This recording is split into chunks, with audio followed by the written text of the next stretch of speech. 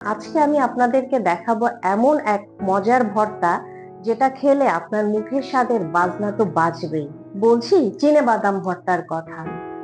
ঝটপট রান্না হয় কিন্তু স্বাদের কোনো কমতি নেই। মুখে দিলেই জাস্ট ওয়াও। চলুন দেরি না করে আমার কিচেনে আপনাদেরকে নিয়ে যাই। প্রথমে একটি ফ্রাইং প্যানে 12 থেকে 15টি কাঁচামরিচ নিয়ে নিচ্ছি। এখানে চাইলে আপনারা শুকনো মরিচও ব্যবহার করতে পারেন। নিয়ে নিচ্ছি 3 কোয়া রসুন কুচি। দুটোকে একসাথে ভালো করে ভেজে নিব। কাঁচামরিচ ভাজা হয়ে গেছে, আলাদা একটি পাত্রে সরিয়ে নিচ্ছি। আর কিছুক্ষণ রসুন ভেজে নিব যাতে এর কাঁচা গন্ধ দূর হয়ে যায়। রসুন ভাজা হয়ে গেছে, আলাদা একটি পাত্রে সরিয়ে নিচ্ছি। নিয়ে নিচ্ছি 200 গ্রাম চিনেবাদাম। ক্রিস্পি না হওয়া পর্যন্ত ভাজতে থাকবো যাতে কাঁচা গন্ধ দূর হয়ে যায়। ঠান্ডা হবার পরে বাদামগুলো ব্লেন্ডারে তুলে নিব।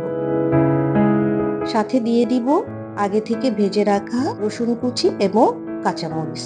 নিয়ে নিব পরিমাণ মতো পানি। এখন সবগুলোকে ভালো করে ব্লেন্ড করব। হয়ে গেছে আমার বাদামের পেস্ট। আঠালো ভাব দূর করতে চাইলে সামান্য পানি অ্যাড করতে পারেন।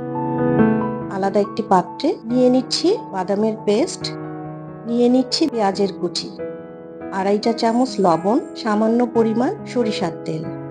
এখন সবকিছু একসাথে ভালো করে মাখিয়ে নিব। ভালো করে মাখানো হয়ে গেলে আলাদা একটি পাত্রে সরিয়ে নিব এবং উপর থেকে কাঁচামরিচ দিয়ে সাজিয়ে নিব। কেমন লাগলো এই ভর্তা অভিযান? পিনাট ভর্তা ভর্তা রাজ্যের সুপারস্টার। এটা খেলে যেমন পেটও ভরে যায় তেমনি মনও ভরে যায়। যদি কোনো প্রশ্ন থেকে থাকে তাহলে অবশ্যই আমাকে কমেন্টের মাধ্যমে জানাবেন। ততক্ষণ পর্যন্ত ভালো থাকবেন, ভর্তা মুডে থাকবেন, সুখে থাকবেন। বাই।